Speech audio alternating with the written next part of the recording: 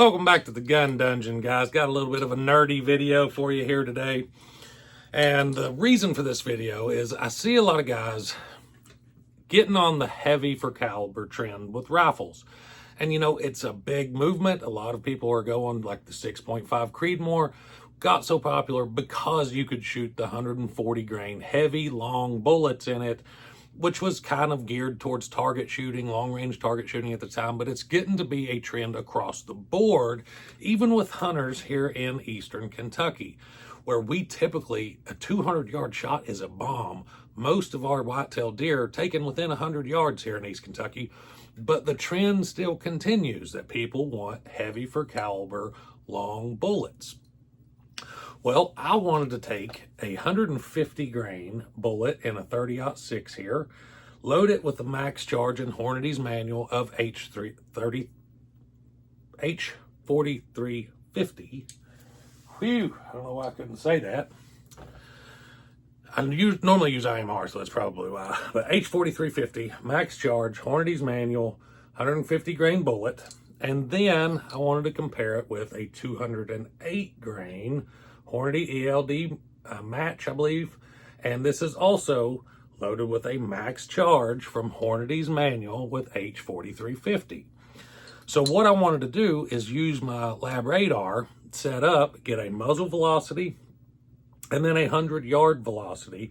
And then we'll use that information and see what our energy differences are, and if you actually have any type of an advantage by using the long, heavy bullets over a standard mid-range 150 grain bullet in 30-06, and see if you get any type of energy advantage.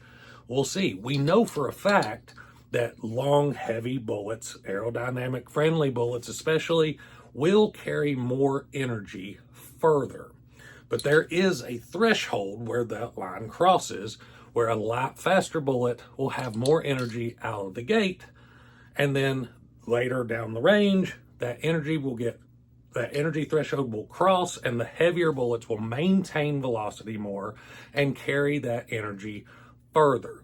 But there is a meeting point there. I don't know if it's within 100 yards, but we're going to see and see how close it gets with these two bullets here. So we'll do that, and then I'll see if I can find a calculator and input that data in and see exactly where that threshold is to where you're going to get a ballistic advantage with a long, heavy bullet over a 150. Let's just go ahead and get started. I'll set the Labradar up. We'll get rolling. All right, guys, we are set up and rolling. We're going to do the 150. Thank God. These Americans are not single feeders at all. 150 grain bullet first.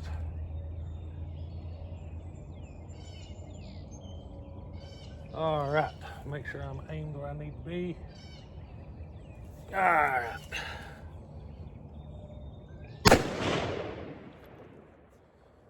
Show you what we got. Hopefully you can see that. 3,049 feet per second at the muzzle, 50 yards, 28.94, 100 yards, we're going 27.37. All right, now let's try the 208 grainer. 208 grainer loaded up, ready to go.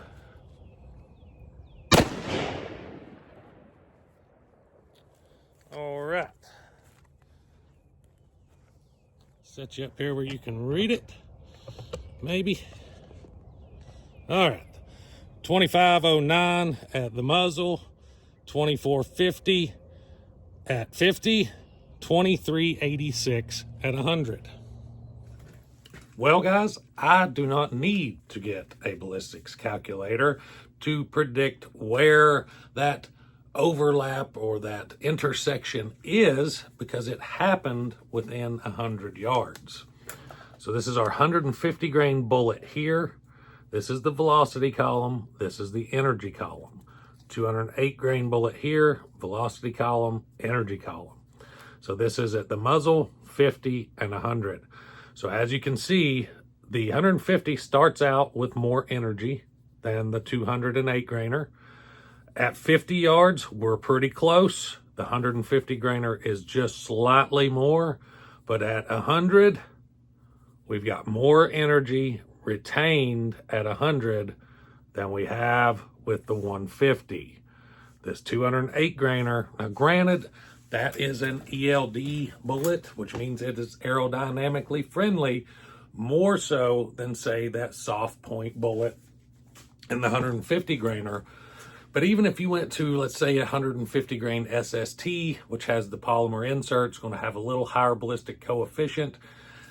The fact of the matter, it's still going to be really, really close. And there may be something to this energy retention, even for us 100-yard shooters. So that's what the question was. We got a pretty definite answer, I would say. Do with it what you will. Let me know your comments down below. Until next time, guys, stay tuned.